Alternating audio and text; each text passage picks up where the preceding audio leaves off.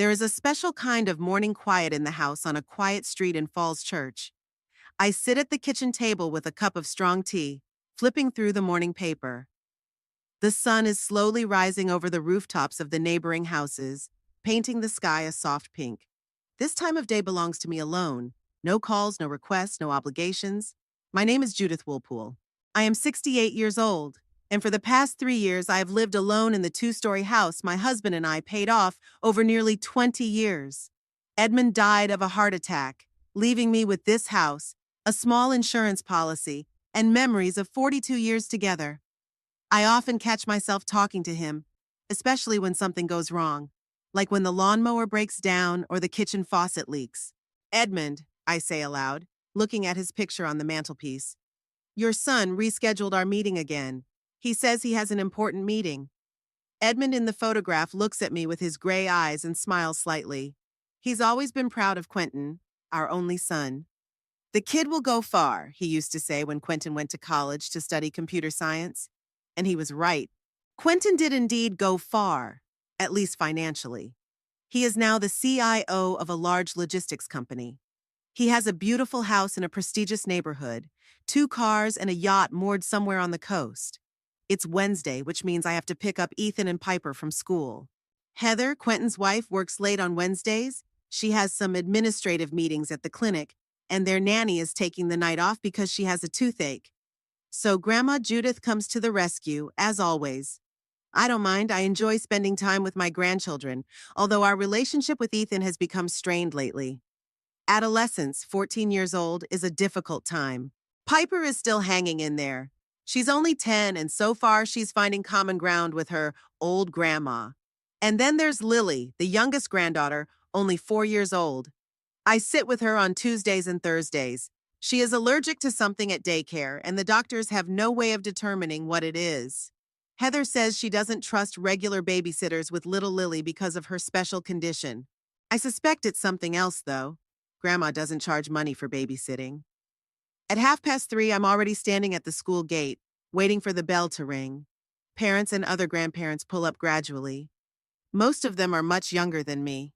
I see some of them look over at me as I approach, probably thinking, geez, am I really going to look that age at her age? The bell rings, and a crowd of noisy kids pile out of the school doors. Piper sees me right away and waves me over. Grandma! She shouts and runs to me, arms spread out for a hug. I hug her, breathing in the smell of baby shampoo and bubble gum. How was your day, sunshine? Fine, she answers, and immediately starts talking about her math test, the new girl in her class, and the fact that the music teacher gave her a solo in the school choir. Ethan walks up a few minutes later. He's tall for his age, almost as tall as me. His backpack is slung carelessly over one shoulder, and he has headphones in his ears with muffled music blaring from them. Hi, Grandma, he mumbles, without taking off his headphones or looking me in the eye. Hello, Ethan. How are things going at school? Fine, he replies, shrugging his shoulders. The standard teenager's answer to any adult question. We walk to my car, an old Honda Civic, which Edmund bought a year before he died. Quentin has suggested several times that I change my car to something newer and safer, but I refuse. I like my Honda. It's reliable and economical. Besides, it was my husband's last gift to me. On the way home, Piper chirps away, talking about school projects and friends. Ethan is silent, staring at his phone. Sometimes I catch his gaze in the rearview mirror. He stares out the window with an expression like he's being held captive. At home, I make the kids a snack. Peanut butter and jam sandwiches for Piper and turkey and cheese for Ethan. Piper sits down at the kitchen table and starts doing her homework, while Ethan disappears into the living room, where he turns on the TV. Ethan, I call out to him, homework first, then TV. He sighs as heavy as if I'd asked him to haul bags of cement. Grandma, I don't have any homework for today. You don't? I don't believe a word he says. Let's check your journal. God, Grandma, you're so annoying, he exclaims, but still pulls out a crumpled piece of paper from his backpack. Here, look. Nothing for today. I look through the sheet. Indeed, there are no assignments marked for Wednesday, but that doesn't mean there really aren't any. Okay, I say. Then you can watch TV, but no more than an hour. And don't forget you have a science test to study for. How do you know about the test? He looks at me in surprise. Your mom texted me about it, I smile. And she asked me to make sure you studied the material. Ethan rolls his eyes and mumbles something to himself. I pretend not to hear. Heather arrives at 5 o'clock. She flies into the house in a hurry, as usual. Tall, slender, with perfect hair and flawless makeup. Despite a long day at work, she looks as if she's just stepped out of a beauty parlor. Judith, thank you very much, she says, kissing me on the cheek. She smells of expensive perfume and antiseptic. You've been a great help. You're welcome, dear, I reply. The kids have eaten. Piper has done her homework. And Ethan? Heather asks, glancing toward the living room where her son is still sitting in front of the TV. He says he doesn't have any homework for today, but he does have a science test to study for. Heather sighs. I'll talk to him. Don't you want to stay for dinner? I ordered Chinese food. It'll be here soon. No thanks. I shake my head. I have plans. That's a lie. I don't have any plans except to go home, take a hot bath, and read the new detective I borrowed from the library. But I know Heather is offering out of politeness, not because she really wants me to stay. Besides, I've seen the way Quentin wrinkles his nose when I stay longer than necessary. At home, I turn on the radio and start cooking dinner. I rarely cook for myself. I usually make do with salad or soup from a can. But tonight, I want something special, so I take a chicken breast out of the freezer and decide to make chicken curry, the dish Edmund loves so much. While the chicken defrosts, I sit down at the kitchen table and go through the mail. It's mostly bills and flyers. But there is one letter from my friend Eloise, who moved to Florida after her husband died. She writes that she has bought a small house near the ocean and invites me to stay.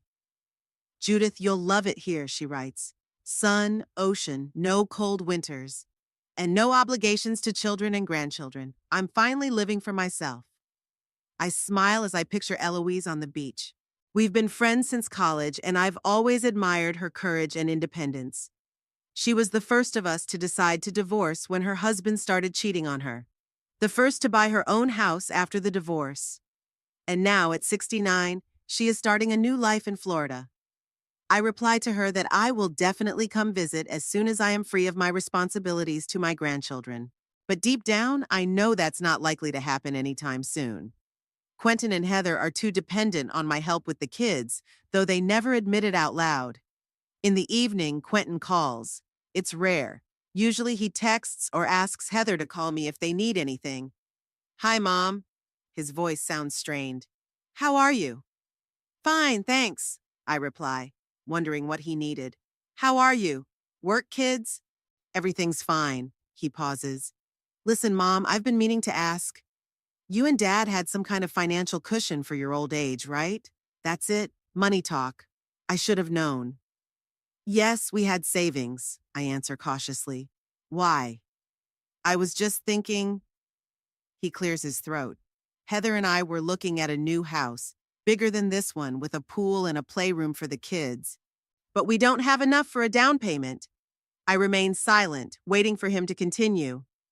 And I thought, he continues, maybe you could help us out. It's for your grandchildren. They'd each have their own room, and there'd be room for you if you wanted to stay the night. Quentin, I say slowly, I have some savings, but they are for my old age, in case I get sick or need special care. But Mom, he says, a hint of irritation in his voice, you don't need a house that big. You could sell it, buy something smaller, and split the difference. Some for your old age, some for us to buy a new house. That's it. Now the conversation has turned to my house. I should have seen this coming. Quentin and Heather have been hinting for years that I should optimize my life. I like my house, I say firmly. Your father and I picked it out together, paying the mortgage for years. Every corner of it reminds me of him. Mom, it's been 3 years. I hear impatience in his voice. You can't live in the past forever. Think about the future, your future, our future. You'd be much more comfortable in an apartment in a care home. No gardening, no repairs, and medical care close by. I'm 68, not 88. My voice shakes with indignation. I'm doing just fine on my own, and I'm not going to move into a nursing home. It's not a nursing home, Mom, he sighs, as if he's explaining something obvious to a small child. It's a state-of-the-art complex for active retirees. There's a pool, a gym, hobby groups. Quentin, I try to speak calmly. I appreciate your concern, but I don't want to move. And I can't give you money for a new house. I don't have much in savings myself. There is a heavy silence. I can almost physically feel his disappointment. Okay, he says at last. I get it. I'm sorry to bother you. He hangs up without waiting for me to answer. I sit there staring at the phone in my hand and I can feel the heaviness building up inside. It's always like this. The minute I refuse to honor his request, he shuts down like an oyster. He was the same way when I was a kid. If he didn't get what he wanted, he'd take offense and not talk to me for days. I get up and walk over to the window. It's already dark outside, and the lights are on in the windows of the neighboring houses. I see silhouettes of people moving behind the curtains. Families gathering for dinner, parents helping their children with homework, spouses watching the evening news. Ordinary, everyday life. Life that I once had too. I go back into the kitchen and finish dinner. The chicken curry doesn't taste as good as it usually does, probably because I cooked it in frustration. I eat mechanically, not tasting the flavor, thinking about the conversation with my son.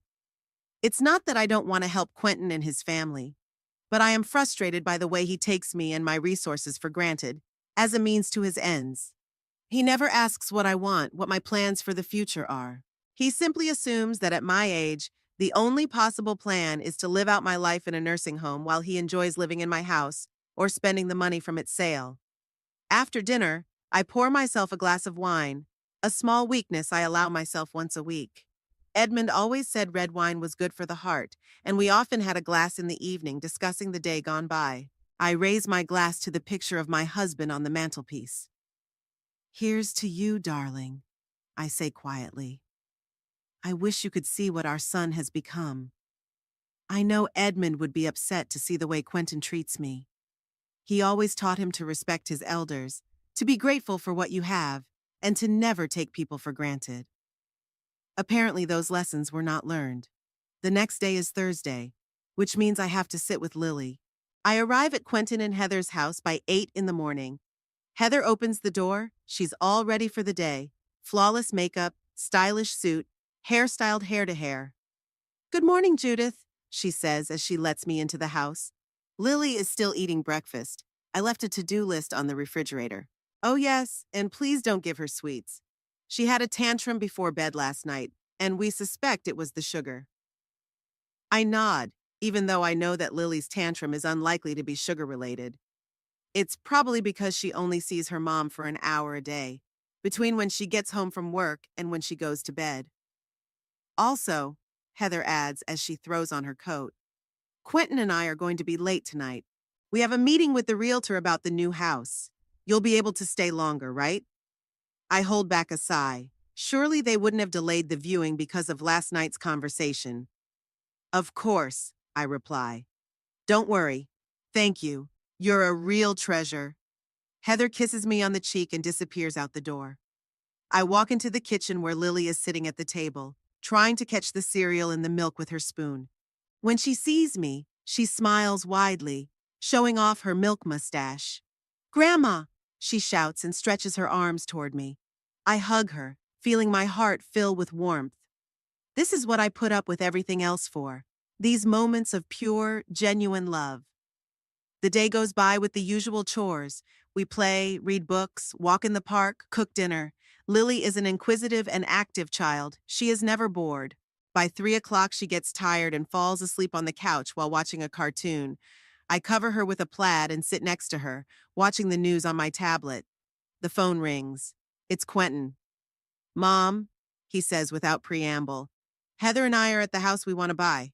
The realtor says there's another family interested in buying and we need to decide quickly. I was wondering, maybe you'd reconsider helping out after all. I feel a wave of irritation rising inside. Quentin, I already told you yesterday. Yes, I know, he interrupts. But I thought maybe you changed your mind.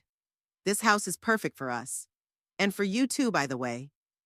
There's a separate guest room on the first floor with its own bathroom. You wouldn't have to climb the stairs. I'm not going to live with you, I say firmly. And I can't give you money for a down payment. I need my savings. Mom, you're becoming unbearable, he says with obvious irritation in his voice. We're offering you the perfect deal, and you're being stubborn. What do you want? For me and the kids to live in cramped quarters while you occupy the whole house by yourself? Quentin, I don't have to. You know what? He's interrupting me again. Forget it. We can do this without your help. I just don't understand why you're so selfish. He hangs up, and I'm left sitting there, staring at the phone, feeling a lump in my throat. Selfish. My son thinks I'm selfish because I won't give him my savings or sell the house so he can buy a new, bigger one with a pool. Saturday started as usual. I woke up, made myself some tea, and started reading a new detective novel. The day promised to be quiet and peaceful. After a week spent with my grandchildren, I needed some solitude to regain my strength. The weather was clear, and I planned to work in the garden in the afternoon. The rose bushes needed pruning, and the flower beds needed weeding. At 11:30, I heard the sound of a car pulling up. Looking out the window, I saw Quentin's shiny black SUV parked in front of my house. It was strange. Usually my son would give me a heads up about his visits, especially on the weekends. Even stranger was the fact that not only Heather got out of the car, but also some strange woman with a bulky folder in her hands. I opened the door before they even rang the bell. Quentin? Heather? Is something wrong? I asked, trying to hide my anxiety. The thought flashed through my mind. Is it something with the kids? It's okay, Mom, Quentin said, kissing my cheek.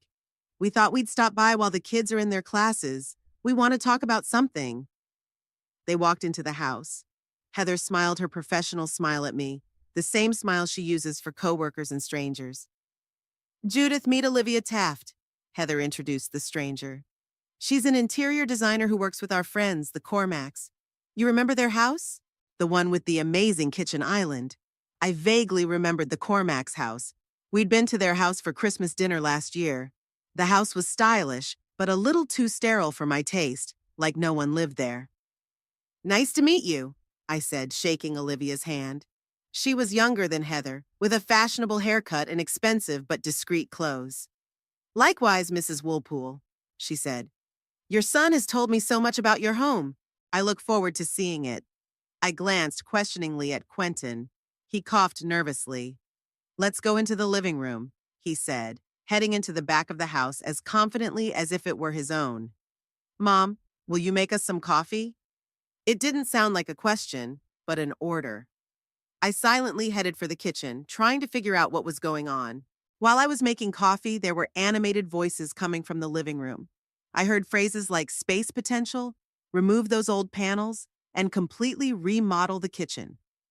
When I returned with my tray, I found Olivia taking pictures of my living room on her phone.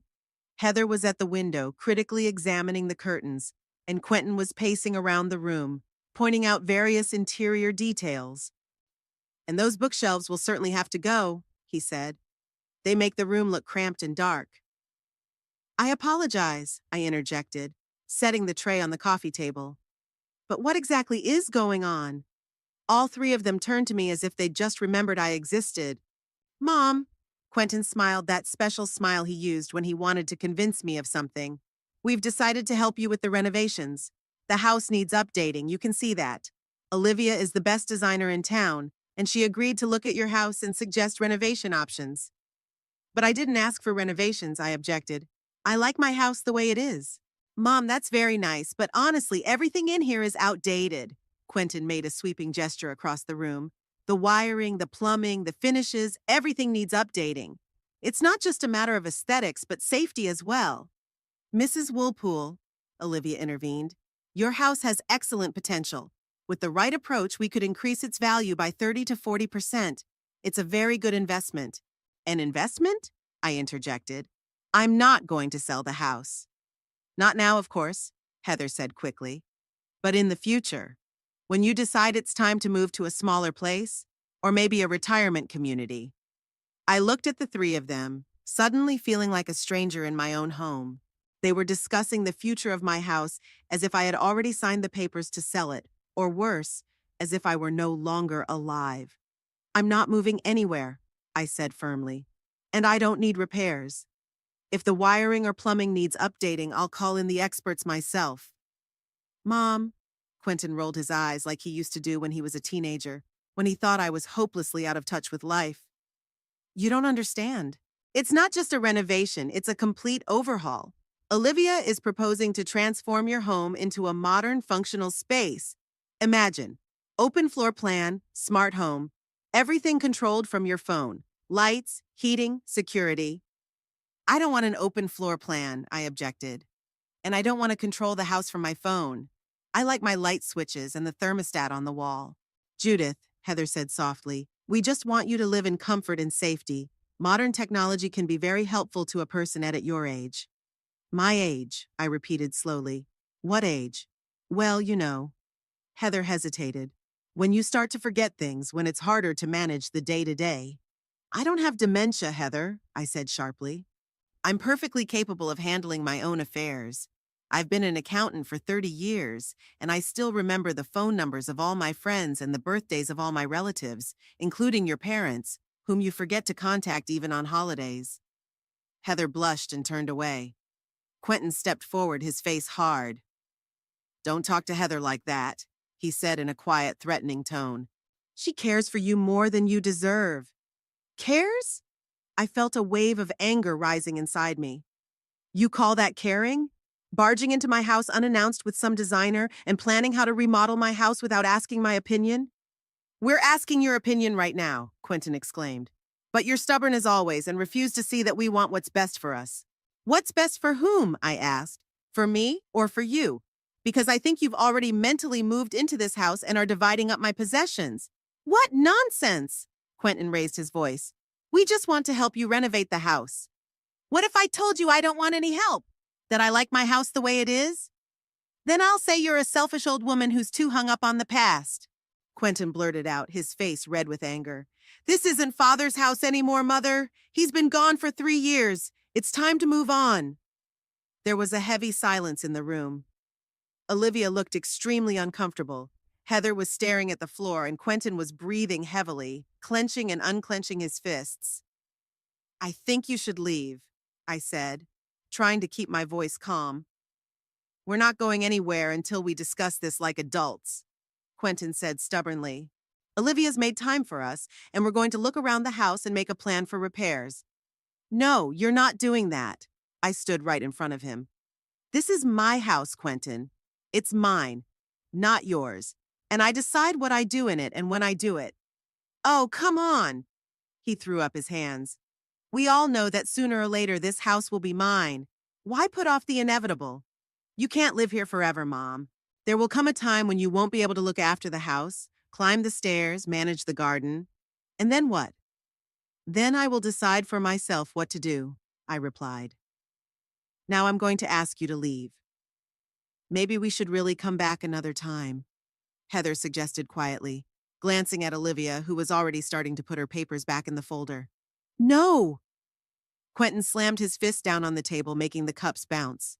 We'll discuss this now. I'm tired of your stubbornness, Mom. You live alone in a 4-bedroom house while we share a house half the size with 3 kids. It's illogical and selfish of you.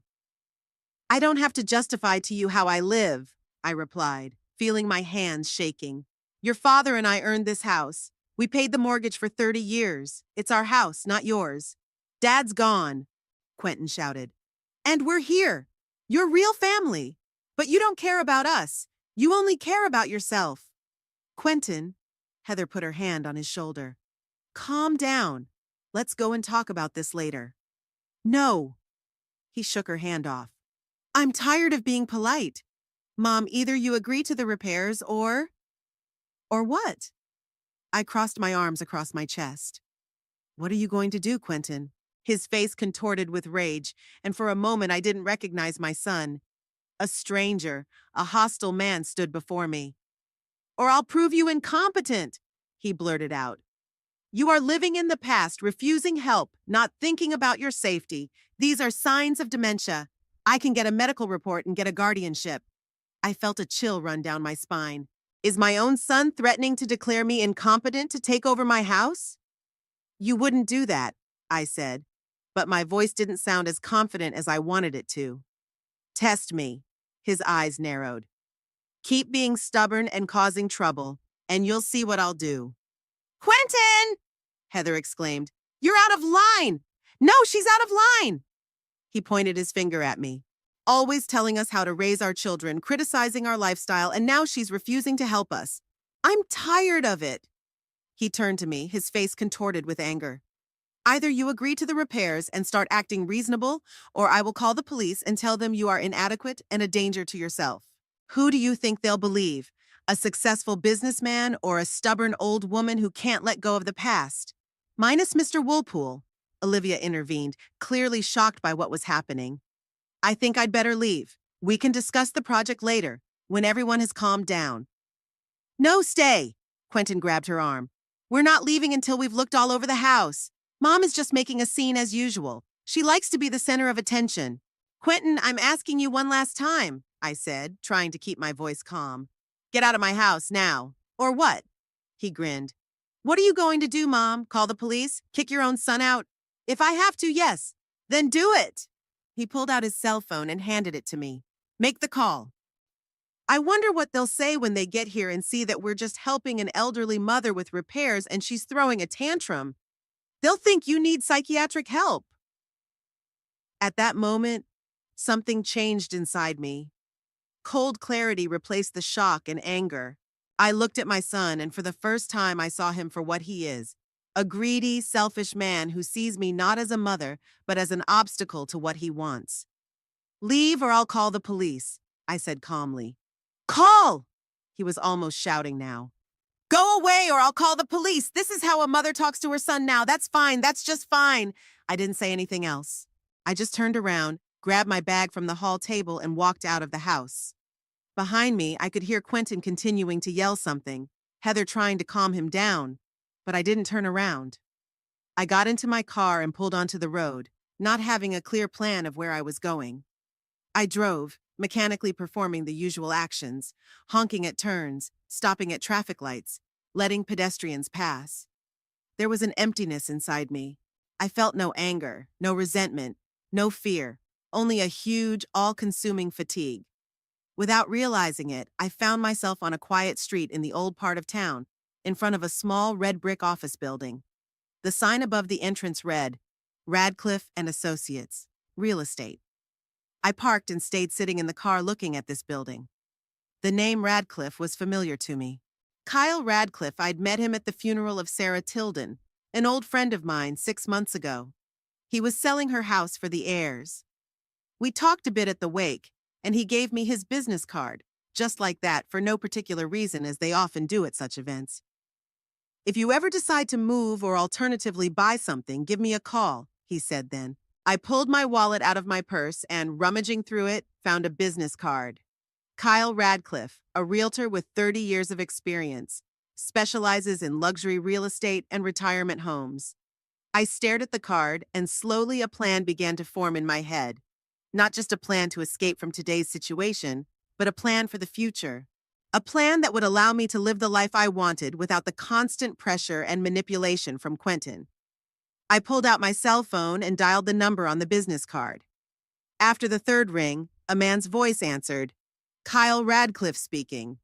Minus Mr. Radcliffe, I said, surprised at how calm my voice sounded. This is Judith Woolpool. We met at Sarah Tilden's funeral. Mrs. Woolpool, of course I remember you. He sounded genuinely friendly. What can I do for you? I took a deep breath. I want to sell my house, I said, and I need your help. Sure, he replied. Would you like to make an appointment for a consultation? I have a window on Monday morning. No, I shook my head even though he couldn't see it. I want to start the process now. Can you meet with me today? There was a short pause. Actually, I'm in the office right now, he finally said. If you can come up, I'd be happy to consult with you. But selling a house is a big decision, Mrs. Woolpool. I usually recommend that you think it over carefully. I've already thought it through, I said firmly. And I'm at your office right now. Oh, he sounded surprised. Then come on in. I'm on the second floor, office 205. I got out of the car and headed towards the building. With every step, I felt my resolve growing. This was not an impulsive act as it might seem. It was a decision that had been maturing in me for a long time, and today's incident was simply the last straw. As I walked up the stairs to Kyle Radcliffe's office, I thought about what Quentin would say when he found out I'd put the house on the market. He'd be furious, of course. He'd yell, threaten, try to pressure me. But for the first time in a long time, I felt like I had control of the situation. I knocked on the door labeled 205 and heard the invitation to enter. Kyle Radcliffe rose from his desk to greet me, a tall, trim man about my age, with gray hair and kind eyes. "Mrs. Woolpool, it's good to see you, though the circumstances are not the most pleasant." He shook my hand and pointed to the chair in front of his desk. "Please, have a seat. Would you like coffee, tea?" "No, thank you." I sat down in the chair with my bag on my lap. "I want to discuss the sale of my house. How quickly can I do that?" He looked at me carefully, and I saw understanding in his eyes. He must have met many people in situations like mine in his long career. "It depends on a lot of factors," he said, sitting back down at the table. "The condition of the house, its location, market conditions, your price expectations. But before we start discussing the details, let me ask you this. Are you sure you want to sell the house? Sometimes people make these decisions in the moment and then regret it." I looked him straight in the eye. "Minus Mr. Radcliffe, I've never been so sure of anything in my life." He nodded as if accepting my answer. "Good. Then let's get started. Tell me about your house."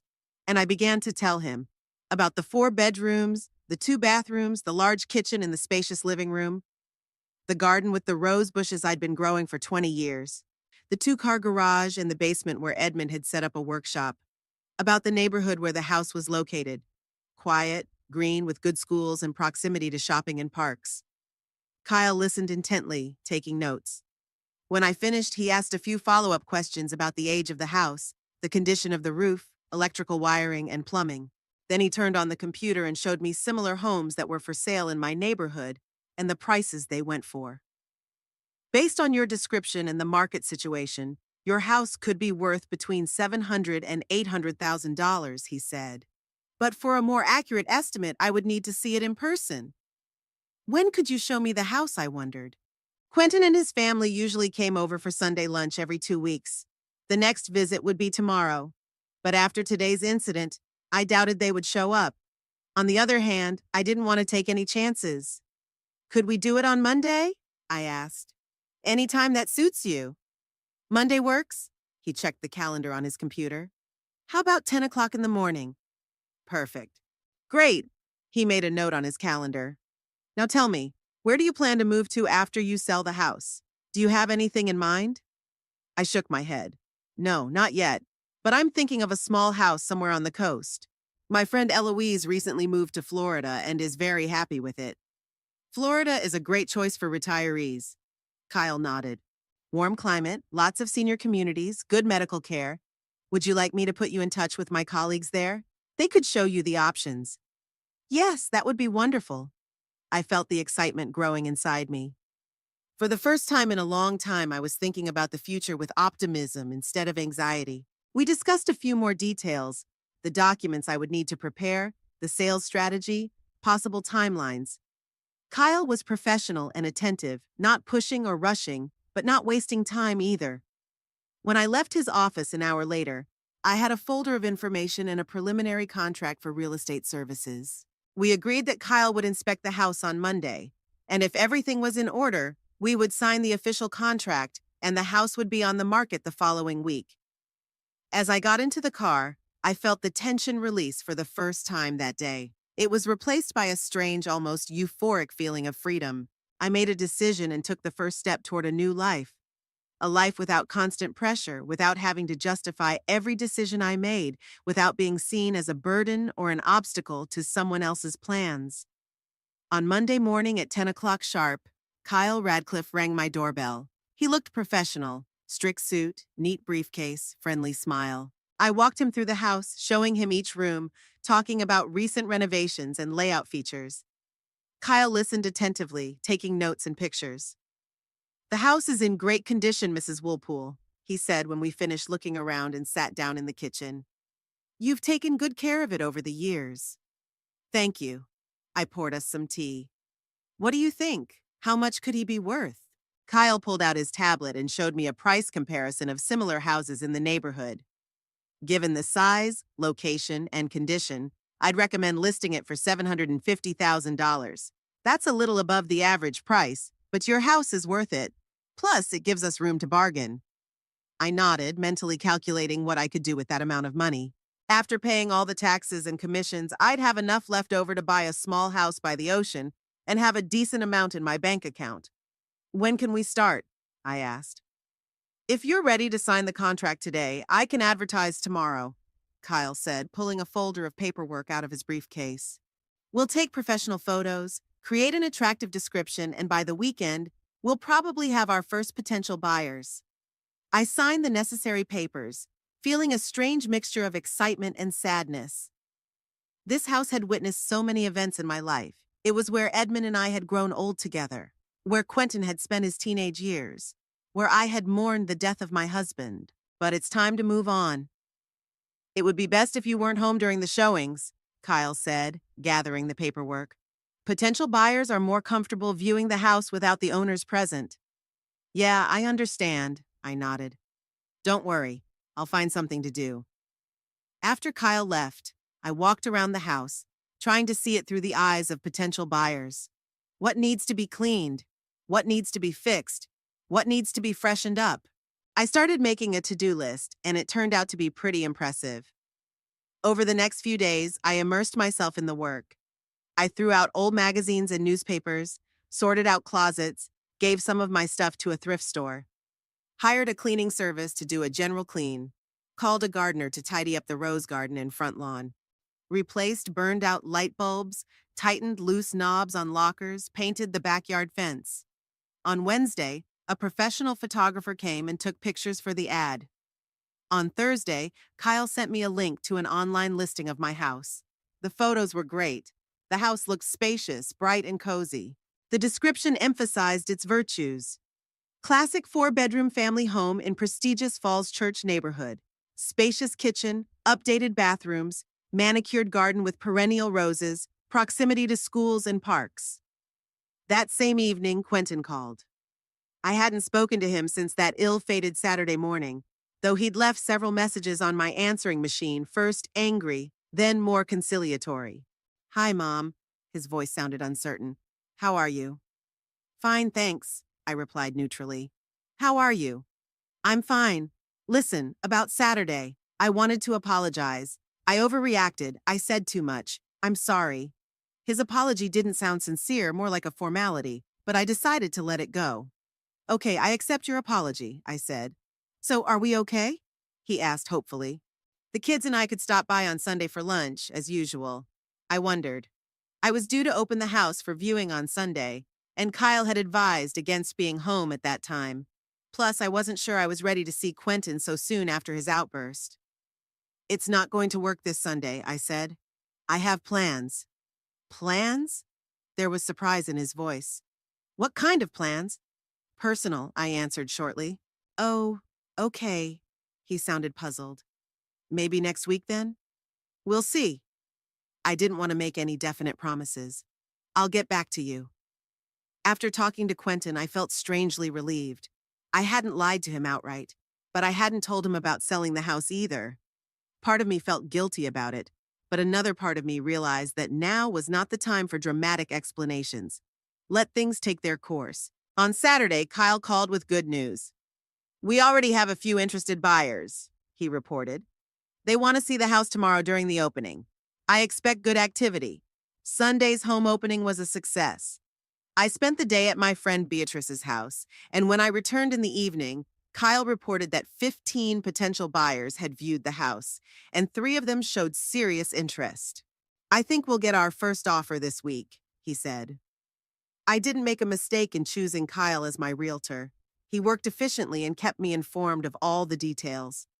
The first offer came in on Tuesday, $720,000 from a couple with 2 kids. We decided to wait a few more days, and it turned out to be the right decision. On Thursday, the second offer came in, $740,000 from a young couple expecting their firstborn. They fell in love with your rose garden, Kyle said. The wife said she'd always dreamed of a house with a rose garden. That touched me. It's nice to know that my roses will please their new owners. In the middle of the week, I started looking for a place to live for myself. Eloise sent me some links to homes in Florida, in a small coastal town where she had settled. I loved the small one-story house with a veranda overlooking the ocean, 3 bedrooms, 2 bathrooms, a bright kitchen living room, and best of all, only a 5-minute walk from Eloise's house. It's perfect for you, Judith, Eloise said over the phone. Plenty of room for you and for guests if the grandchildren want to come, but not too big to make cleaning a chore. And the price is very reasonable at $420,000. I contacted a local realtor and he sent me more pictures and information about the house. The more I learned, the more I wanted to buy it.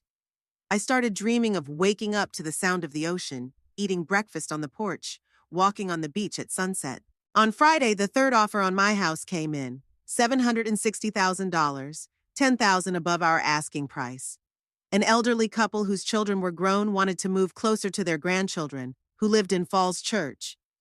It's a great offer, Kyle said, and they can close the deal quickly since they're already pre-approved for a mortgage. What do you think? I didn't hesitate. Let's accept their offer. Kyle started doing the necessary paperwork, and I contacted a realtor in Florida and made an offer on that ocean house. Everything was happening so fast that sometimes I felt like I was watching a movie about someone else's life. Over the weekend, I started packing. Not everything, of course. I was still a few weeks away from closing the deal, but the items I would definitely need to take with me to Florida. Photo albums, favorite books, memorabilia. I decided that I would leave most of the furniture to the new owners. It had been chosen specifically for this house and was unlikely to fit my new home. On Sunday evening, Heather called. It was unusual. She usually preferred to communicate via text message. Judith, hi, she sounded nervous. How are you? Good, thanks, I replied, continuing to sort through the photos on the kitchen table. Listen, I'm calling about Quentin. He's still upset about your fight, though he won't admit it. He was expecting you to make up at Sunday dinner, but you canceled. And this time, too. He's starting to think you're avoiding him. I'm not avoiding him, Heather, I said, folding the photos neatly into an envelope.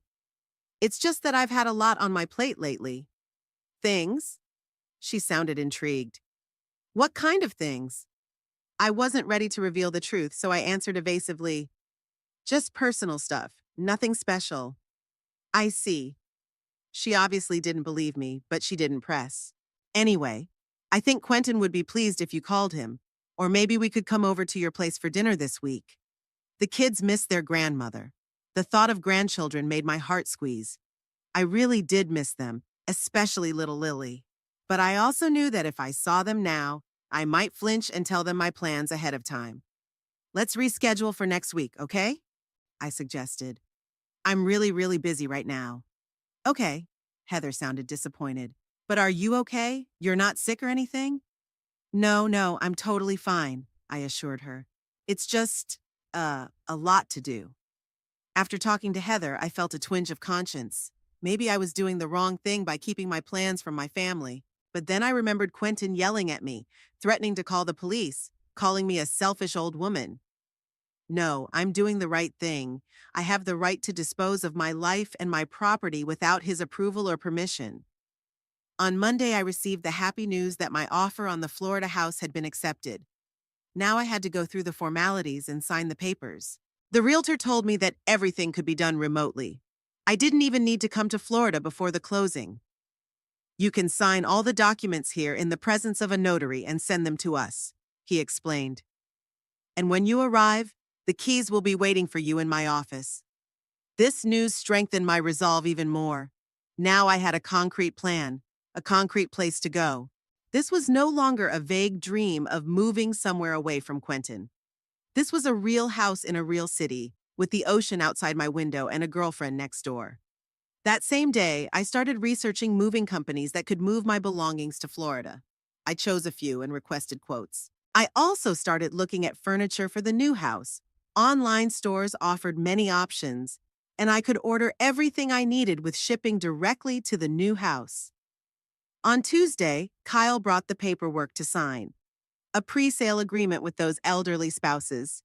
They wanted a quick closing in just a month, which suited me just fine. It meant that in 30 days, I'd be free of this house and all the memories associated with it. They're very nice people, Kyle said as I looked through the paperwork. Their names are Albert and Dorothy Pearson. They lived for 45 years in their previous home and are only moving because their daughter and children live here in Falls Church. I'm glad the house is going to good people, I said as I signed the papers. I hope they'll be happy here. That night I lay awake for a long time thinking about the changes that were coming. I remembered how Edmund and I had moved into the house, young and hopeful, with little Quentin. How we gradually furnished it, renovated it, turned it into a real family home. How Edmund built a swing for Quentin in the backyard. How we had barbecues for the neighbors every summer. How we celebrated birthdays and anniversaries. But then I thought about the future, the house by the ocean, the new friends I'd meet, the quiet life without the constant pressure of Quentin, and I was relieved. I wasn't betraying Edmund's memory by selling the house. He'd always said it's not where you live, but how you live, and I intended to live well, with dignity and on my own terms. On Wednesday, I had to go to the bank to discuss the details of transferring the money after the sale of the house. As I drove past Quentin and Heather's house, I saw Quentin just coming out of the house heading for his car.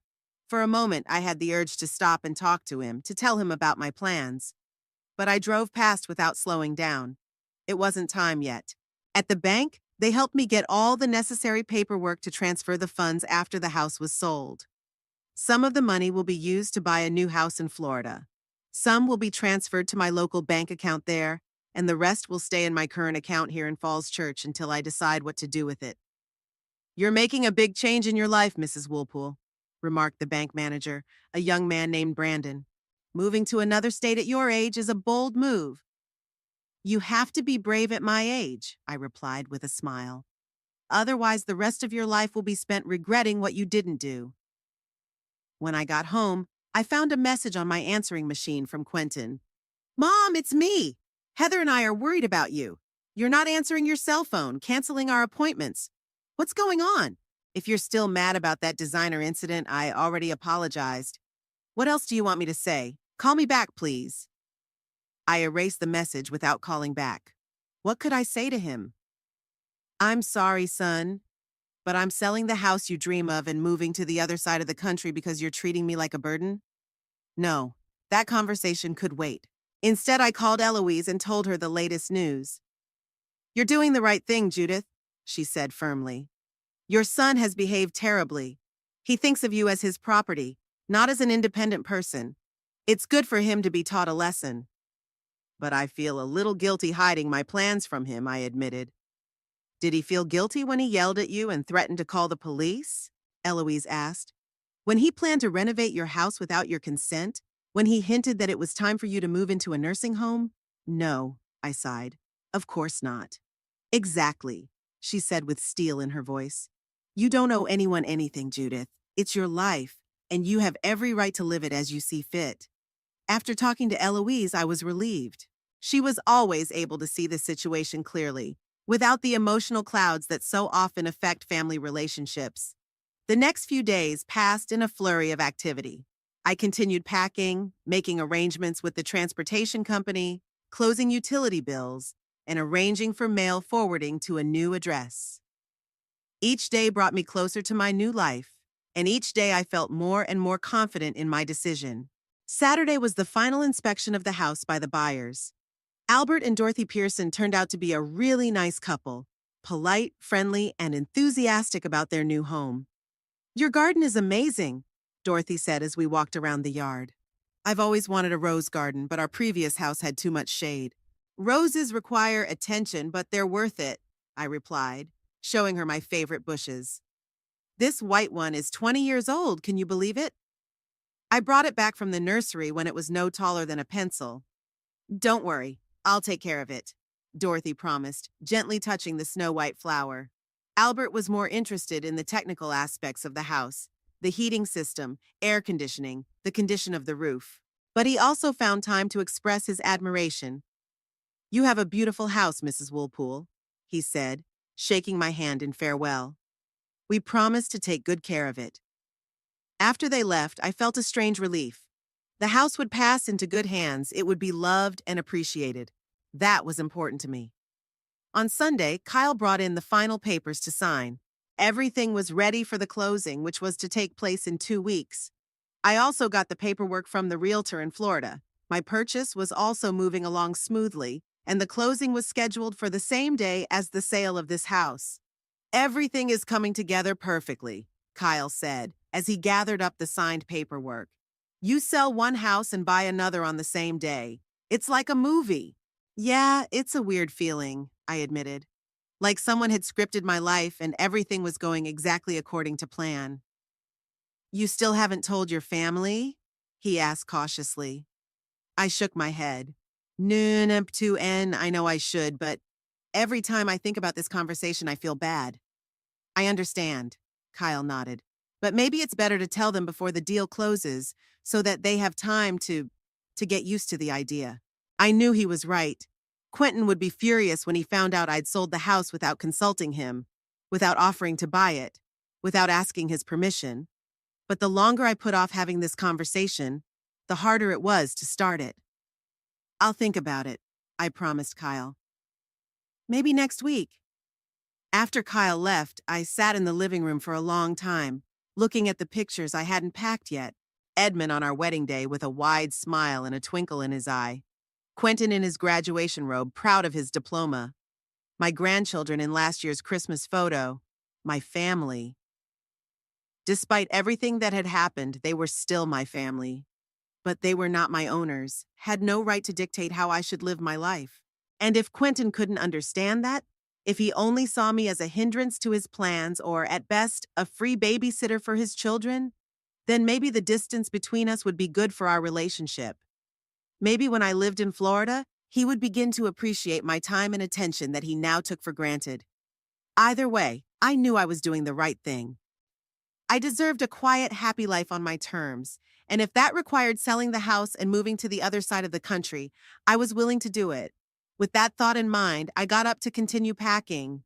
In 2 weeks, I would sign the papers to sell the house and a new chapter of my life would begin. A chapter I would write on my own without anyone else's interference or approval. I stood in Kyle Radcliffe's office looking at the papers I had just signed. Officially, the house no longer belonged to me. It had passed into the possession of Albert and Dorothy Pearson, the elderly couple who had expressed such genuine enthusiasm for my rose garden. I felt strangely light at heart, as if I'd shed a heavy backpack I'd been carrying for years. Congratulations, Mrs. Woolpool. Kyle shook my hand. The deal is closed. The money will be wired to your account within 24 hours. Thanks for everything, Kyle, I smiled. You've made this process a lot easier than I expected. That's my job, he smiled back. What about your purchase in Florida? Did everything go smoothly? Yes, I just got confirmation from the realtor there. The house is officially mine. The keys will be waiting for me at his office when I visit next week. That's great! Kyle handed me a folder with copies of all the documents. Keep them in a safe place. Have you told your son yet? I shook my head. Eli N. I know I should have, but every time I was going to do it, something stopped me. I understand. Kyle nodded. Family relationships can be complicated. But now that the deal is closed, maybe it's time? Yeah, you're right. I'll tell him today. As I walked out of Kyle's office, I felt a mixture of emotions. Relief at the closing of the deal, excitement at the impending move to Florida, and anxiety at the inevitable conversation with Quentin. I decided not to put it off and dialed his number as soon as I got in the car. The call went to voicemail. Quentin was probably at work and couldn't answer. Quentin, it's Mom, I said after the tone. I need to talk to you about something important. Please call me back when you can. I spent the rest of the day packing the last of the things I was going to take with me to Florida. The shipping company was scheduled to arrive in 2 days to pick up my boxes. Under the terms of my contract with the Pearsons, I had 5 days to completely vacate the house. In the evening, as I was having tea in the kitchen, the doorbell rang. Opening it, I saw Mrs. Collins, my neighbor on my right, with whom we often exchanged recipes and gardening tips. Judith, dear, she looked worried. Is it true you sold the house? I saw the realtor taking down the for sale sign this afternoon. I sighed. Of course, in a neighborhood like ours, news travels fast. Yes, Martha, it's true. I'm moving to Florida. Bought a little house by the ocean. But, why? She seemed genuinely puzzled. You never said you wanted to move. And what about Quentin and the kids? Are they moving too? No, they're staying here. I smiled, trying to look carefree. I just decided it was time to start a new chapter in my life. Eloise, do you remember my friend from college? She moved to Florida a year ago and she's very happy. I bought a house near her. Oh, Martha shook her head. Quentin must be upset. He always said how much he loved this house. Yes, well, I didn't know what to say. Life is full of changes, isn't it? Martha talked some more about the weather and her grandchildren and how much she would miss me and then left, no doubt to break the news to the other neighbors. I closed the door and leaned my back against it, feeling tired. Now that the neighbors knew, it was only a matter of time before the news reached Quentin. I wasn't wrong. About an hour later, my phone rang. It was Quentin. Mom? His voice sounded strange. I just got a call from Mrs. Norton. She said you sold the house. Is this some kind of stupid joke? Mrs. Norton lived 3 houses down from me and was a well-known gossip in the neighborhood. Of course, she couldn't help calling Quentin with such juicy news. No, Quentin, this isn't a joke. I took a deep breath. I really did sell the house. The deal closed this morning. There was a heavy silence on the other end of the line. You… what? He finally squeezed out. You sold the house? Without my knowledge? Without discussing it with me? Yes, I answered simply. But how could you? His voice began to rise. This house? It's our family home. I grew up in it. How could you just sell it without consulting me? Quentin, I left you a message today. I wanted to discuss it with you. After you sold the house? He was almost shouting now. What's the point? What are you going to do? Where are you going to move? I bought a house in Florida, I said calmly. It's small but very nice near the ocean. Not far from Eloise. Florida? He sounded like I was saying I was moving to Mars. Are you kidding? You're going to move to another state without even discussing it with us? What about the kids? What about Lily? You know she cried last week because she didn't see you? The mention of Lily pricked my heart, but I didn't let myself give in to emotional blackmail.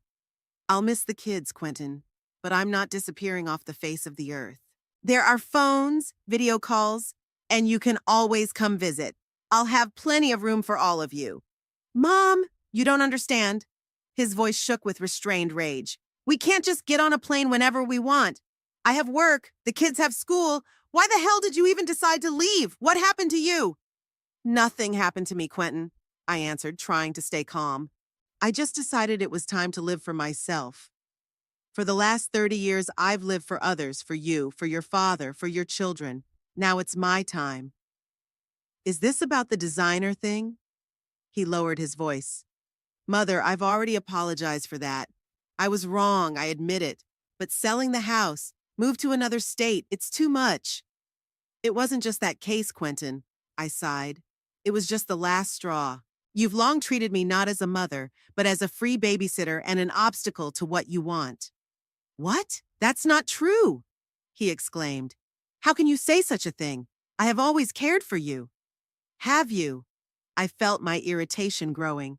Then why do you keep insinuating that it's time for me to move to a smaller place? Why do you ask for money for your new house without thinking that I might need it myself?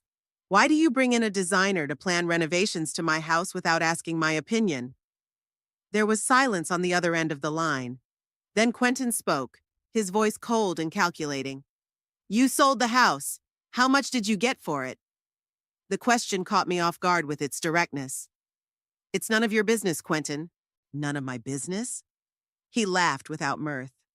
It's the family home, Mom. The house I grew up in, my father's house. And you say it's none of my business? It was my home, Quentin. I tried to speak calmly but firmly. Mine and your father's. We bought it. We paid the mortgage for 30 years. When your father died, it passed to me. It was my property, and I had every right to dispose of it as I saw fit. But you should have offered it to me. His voice shook with indignation. If you decided to sell it, you should have asked me if I wanted to buy it first. Could you afford it? I asked bluntly. Well, maybe not right away, he stammered. But we could work something out. You could give me time to raise the money, or we could arrange an installment plan, or. Quentin, I interrupted him, you told me yourself that you don't have enough for a down payment on a new house. How would you be able to buy this one, which costs 1.5 times as much? So that's how? His voice turned icy. You chose to sell the house to strangers instead of helping your own son? I don't have to give you my property, Quentin, I said tiredly. And frankly, after the way you've been treating me lately, I'm not sure I want to. What are you talking about? I've always been a good son. I visited you, I called you, I took care of you. When you needed something, I finished for him. When you needed a nanny for the kids, or money for a new house, or when you wanted to renovate my house because you already thought it was yours. It's not fair, Mom. He was almost screaming. I did all this for you? A new house would have been better for you, with a room on the first floor so you wouldn't have to climb the stairs. Renovations would have made your home more modern and safer. I was thinking of you. No, Quentin. I shook my head, though he couldn't see it. You were thinking of yourself, about how convenient it would be to have me around to babysit, about how nice it would be to have my house after I moved to a smaller place. You never asked what I wanted. You just assumed that at my age I should be grateful for any attention and willing to give everything I have. There was silence on the other end of the line. I could only hear Quentin's heavy breathing. I can't believe it, he said finally. You sold the house without consulting me. You moved to another state without thinking of your grandchildren. And now you're accusing me of being a bad son? After everything I've done for you? I didn't say you were a bad son, Quentin. I sighed. I'm just saying that you've stopped seeing me as a person with my own desires and rights. You only see me as a resource to be used. That's ridiculous, he snorted. You know what? Do whatever you want. Move to Florida, live among old people, forget about your family. But don't expect us to visit you or video call you every week. You've made your choice. With those words, he hung up. I sat looking at the phone in my hand for a long time. I expected the conversation to be difficult, but the reality was even worse. Quentin wasn't just upset or disappointed, he was furious. And worst of all, he saw nothing wrong with my behavior. In his eyes, I was an ungrateful mother who had betrayed her family by selling the house and deciding to live her own life. I put the kettle on and made myself a cup of chamomile tea, trying to calm down. Just as I sat down at the table, the phone rang again. This time, it was Heather. Judith? Her voice sounded tense. Is it true? You sold the house? Yes, Heather, it's true, I replied, preparing for another round of accusations. And you're moving to Florida? She sounded like she couldn't believe it. Yeah, I bought a little house near the ocean. I'm moving next week. But, why? She sounded genuinely confused. You never said you wanted to leave. What happened? I sighed. Heather had always been more sensible than Quentin, more able to see things from different angles. A lot of things, Heather. But most importantly, I realized that I wanted to live for myself. For the last few years, I had existed only as a grandmother to your children, as a potential source of money for your new home, as an obstacle to what Quentin thought was rightfully his. That's not true, Judith, she objected, but without much conviction. We appreciate everything you do for us. You're an important part of our family. Are you? I couldn't hold back a bitter chuckle. Then why does Quentin keep insinuating that it's time for me to move into a nursing home? Why do you both take it for granted that I'll babysit anytime you need me to? Why are you bringing a designer into my house without asking my opinion? Heather was silent for a while. I realize it seemed wrong, she finally said. And I'm sorry if we made you feel unappreciated, but moving so far away, the kids are going to miss you. Especially Lily. I'll miss them too, Heather, I said softer. They can come visit me for the vacations and we can have video calls. Quentin is very upset, she said after a pause. He feels like you betrayed him. I know, but I didn't betray him, Heather. I just decided to live my own life, not the one he had planned for me. He needs time to cool off, she sighed. He's always been a lot like his father, stubborn and hot-tempered. But he loves you, Judith. He just doesn't know how to show it properly. I love him too, Heather. He's my son. But love doesn't mean I have to sacrifice my happiness for his comfort. We talked some more. Heather was more understanding than Quentin, but I felt like she didn't fully support my decision either. In her eyes, being a grandmother should have been a priority in my life, and my choice to move to Florida was selfish. After talking to Heather, I checked my email and found a message from Quentin. It had been sent just a few minutes ago. Mom, I still can't believe you did this. Sold the house I grew up in, the house where the memories of Dad are buried, the house that was supposed to pass to me and my children one day. You sold it to strangers without offering it to me, without asking my opinion, without even letting me know your plans. You say I didn't see you as a man of your own desires. But did you see me as a son who has a right to know about such important decisions? Did you think about my feelings, the feelings of my children? You accuse me of thinking your house was mine. But it was mine, in the sense that it was my childhood home, my father's home, my family's home. You robbed us of that home, that part of our history. You say you want to live for yourself. Well, congratulations, you got what you wanted. Now you're free of your obligations to your family, free from having to be around grandchildren who love you and need you. I don't know if I can ever forgive you for that. Not for selling the house, although that hurts too, but for the fact that you didn't see fit to even discuss it with me, for putting your own desires above the well-being of your family. I hope you'll be happy in Florida. I really hope so, because the price of that happiness is a relationship with your son and his family. Quentin. I reread the letter several times, feeling tears come to my eyes. Quentin was right about one thing. I hadn't discussed my decision to sell the house with him. I should have, if only out of respect for his feelings and memories associated with the place. But other than that, he just couldn't or wouldn't understand my point of view. It was unfathomable to him that I could want anything other than the role of grandmother, always available to his children, or the keeper of the house he considered his inheritance. I began writing a response, erasing and rewriting phrases several times. How do I explain to my son that I love him, but I don't want to live his ideas of what my life should be?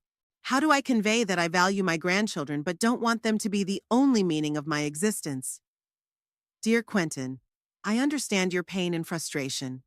I should have discussed selling the house with you, and I regret not doing so. You're right. It was your childhood home, and you had a right to know my plans. But I don't agree that I put my own desires ahead of the family's well-being. Quentin, being part of a family doesn't mean giving up your own life. It doesn't mean always being available when you need a babysitter for the kids. It doesn't mean giving you your home just because you think it is rightfully yours. I love you and your children. I will always be your family no matter where I live. But I am also a human being with my own dreams and plans. And right now, I want to live the life I've always dreamed of. In a little house by the ocean, with the ability to wake up to the sound of the waves and fall asleep under a starry sky. You say that the price of my happiness is my relationship with you and your family. But it's not. Those relationships are in your hands.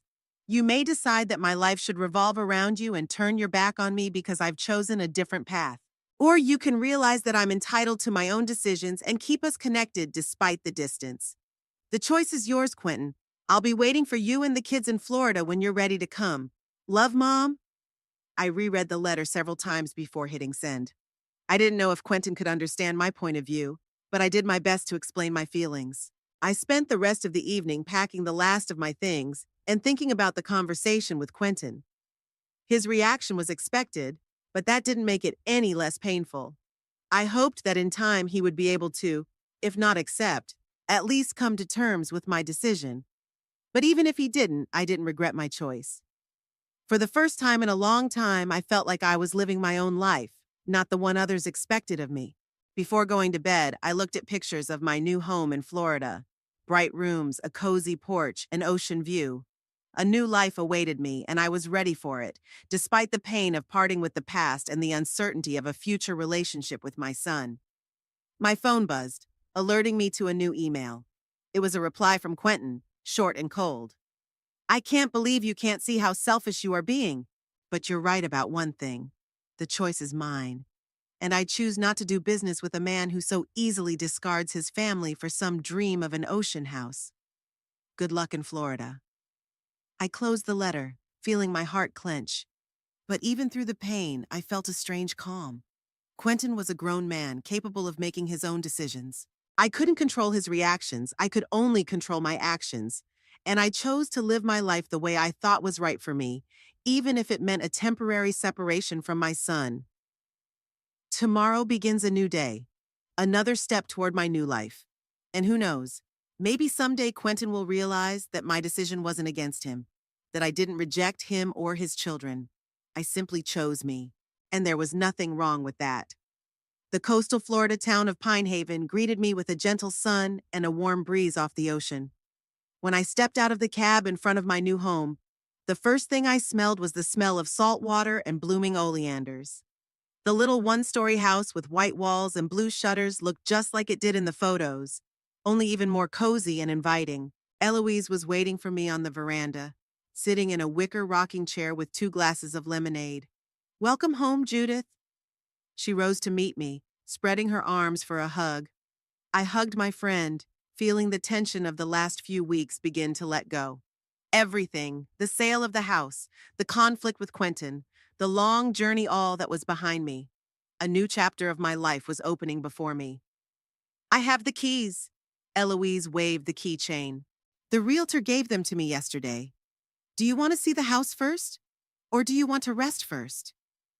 "The house first," I smiled. "I can't wait to see it from the inside." We walked up the 3 steps to the veranda, and Eloise ceremoniously handed me the keys. "Your domain, your keys, your life," she said with a smile. I opened the door and stepped inside.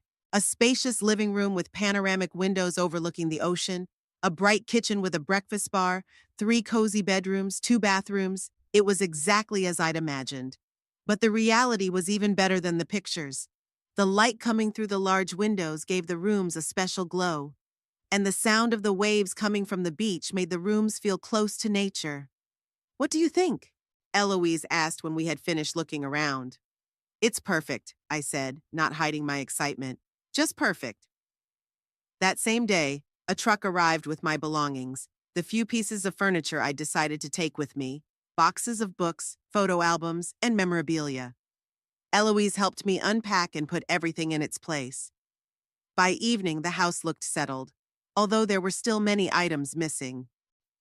"Tomorrow we'll go shopping," Eloise said as we sat on the porch, watching the sunset over the ocean. "You need to buy a bunch of stuff for the house." "Yeah," I nodded, sipping my cool lemonade. "But I already have the essentials: a bed, a table, a couple chairs. The rest can be added gradually." "How are you feeling?" Eloise asked, looking at me carefully. "After everything that happened with Quentin," I sighed. The pain from the last conversation with my son was still fresh. Sad, of course, but I don't regret my decision. Maybe he's right and I was selfish. But don't I deserve a little selfishness after all these years? "Of course you do," Eloise said firmly. "You gave him the best years of your life. You were there for him when he needed help with the kids. You've always supported him. Now it's your time, Judith. And if he can't understand that, that's his problem, not yours." I nodded, looking up at the pinking sky. Eloise was right. I deserved this new life. And though I miss my grandchildren and even Quentin, I couldn't let their resentment steal the joy of this new beginning from me. The first weeks in Pine Haven flew by with the hassle of setting up house and getting to know the town. Eloise introduced me to some of her friends who were also retirees who had moved here from different parts of the country. Linda and George Thompson, a married couple from Chicago, invited us to a barbecue in their backyard. Arthur Livingston, a former literature professor from Boston, organized a book club, which I happily joined. Susan Chen, an energetic widow from San Francisco, led a yoga group on the beach in the mornings. I quickly became embedded in the local community. Morning yoga, afternoon walks on the beach, evening gatherings with new friends. My life was filled with new rituals and activities. On Tuesdays, I started taking cooking classes at the local community center where we learned how to prepare fresh seafood dishes. Thursdays, I took watercolor classes taught by Arthur in his spacious garage converted into a studio. The ocean became my daily companion. Every morning I woke to the sound of the waves. Every evening I fell asleep to their lulling melody. I loved long walks along the shore, collecting shells and watching pelicans dive for fish. I hadn't heard from Quentin. I sent him a text with my new address and phone number, but he didn't respond. Heather sent a short message. Got your address. Quentin is still upset. Give him time. I tried not to dwell on it, but thoughts of grandchildren often came to me, especially in the evenings when I sat alone on the porch looking at the stars. One day, about a month after moving in, I got a call from Piper. When I heard her voice, I felt tears come to my eyes. Grandma? She said hesitantly. It's me, Piper. Sweetheart. I could barely contain my excitement. It's so good to hear from you. Me too. Her voice was quieter than usual. Dad doesn't know I'm calling. He forbade us to talk to you. The words hurt, but I tried not to show it in my voice. I understand, honey. How are you? How's school? How are Ethan and Lily? I'm good. I got an A on my science project. Ethan's still the same. Sitting in his room playing video games. And Lily. She misses you, Grandma. She often asks when you'll be back. I swallowed the lump in my throat. I miss you too, sweetheart. I really, really do. But I'm not going back to Falls Church. This is my home now. I know, Piper said. Daddy says you left us for some beach. That's not true, honey, I tried to say calmly. I didn't leave anyone. I just decided to make a life for myself. Like when you decide to read a book or paint because you like it, not because someone asks you to. Yeah, she said after a pause. I understand. You can always come visit me, I continued. It's so beautiful here. The ocean, the beach, the palm trees, you'd love it. I'd love to, she said with longing in her voice. But Daddy says we'll never go to your place. He's hurt right now, sweetheart. It'll pass with time. I hope so, she said quietly. Oh, I've got to go. Mommy's calling for dinner. I love you, Grandma. I love you too, Piper. And Ethan and Lily too. Tell them, please. After that conversation, I sat on the veranda for a long time, looking out at the ocean and reflecting on my choices. The pain of being separated from my grandchildren was acute, but I knew that to go back would mean falling under Quentin's control again, becoming a free babysitter again and an obstacle to his goals. No, I couldn't do that. Not now that I was finally starting to live my own life. Weeks went by, adding up to months. I had completely furnished my home, turning it into a cozy nest that reflected my taste and interests. There was a comfortable couch and armchairs in the living room, arranged so that they overlooked the ocean. On the walls are my own watercolor landscapes and framed photos. Edmund and me on our wedding day, Quentin the senior, my grandchildren last Christmas. I didn't blot out my past, I just didn't let it dictate my future. In the garden behind the house, I planted a small rose garden. Of course, it couldn't compare to the one I had in Falls Church, but here, under the hot Florida sun, roses bloomed almost year-round.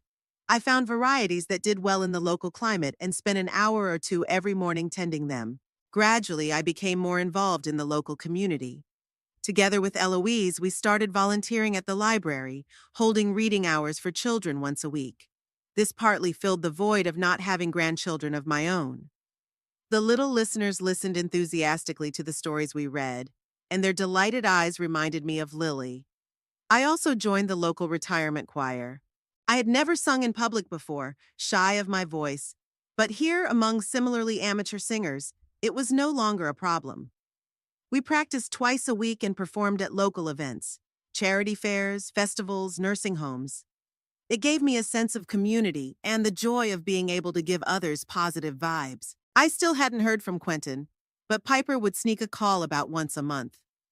From her stories, I learned what was going on in my grandchildren's lives. Ethan joined the school swim team and started spending less time playing video games. Lily went to kindergarten and drew a portrait of a family that included me, the grandmother who lives near the ocean. Quentin and Heather, according to Piper, did buy a new house after all. Smaller and cheaper than the one they dreamed of, but with a pool and separate rooms for the kids. Dad still talks about you sometimes, Piper told me during one of our conversations. Especially when something goes wrong. He says, "Here's something Grandma would know what to do." That made me smile through my tears. So he misses me after all, even though he won't admit it. By the 6-month anniversary of my move, I felt at home in Pine Haven. I had friends, activities that I enjoyed, and a routine that I had set for myself. I no longer woke up thinking that I had to pick up my grandchildren from school or that Quentin was going to hint about selling the house again. I woke up with anticipation of a new day filled with activities I had chosen for myself. On the day that was exactly 6 months since I'd arrived in Florida, Eloise organized a small party at my house. All of our friends came: the Thompsons, Arthur, Susan, and a few other people I had met during that time. We sat on the veranda, enjoying the warm evening, the good food, and the good wine. To Judith, Arthur toasted, raising his glass. To the woman who had the courage to start a new life when many people were ready to give up. Everyone joined in the toast, and I felt tears come to my eyes, this time of happiness and gratitude. Thank you all, I said, looking at the faces of my new friends, for accepting me into your circle, for your support and friendship. I don't regret for a minute that I moved here. After the party, when everyone had left, Eloise and I were alone, sitting on the veranda, looking at the stars over the ocean. You really have no regrets? She asked quietly. Even with the situation with Quentin, I thought for a moment. Do I regret that this crack between us? Of course, do I miss my grandchildren? Every day. But do I regret my decision to move here, to start a new life? No, not one bit. I'm glad to hear that. Eloise squeezed my hand. You deserve to be happy, Judith. You know, I said, looking out at the dark ocean where the stars reflected, I never thought that at 68 I would be starting over, learning to paint, singing in the choir, making new friends. I always thought that at my age, life was already settled and nothing new was to be expected, that all that's left is to watch my grandchildren grow up and slowly prepare for the finals. Many people think so. Eloise nodded. That's why they live by inertia, not allowing themselves to dream of something new. And now I wake up every day thinking, what interesting things will bring me today?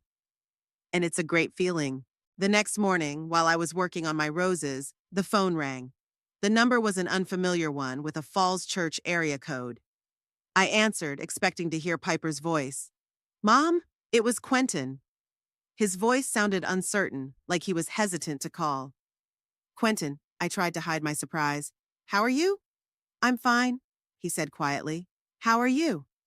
I'm good, thanks. I like living in Florida a lot. There was another pause. I could hear him breathing, but he didn't seem to know what to say next. Piper's calling you, he finally said. I know. She thinks I don't know, but I've seen the call tapes. Yeah, she calls sometimes. I didn't deny it. She talks about school, about her brother and sister.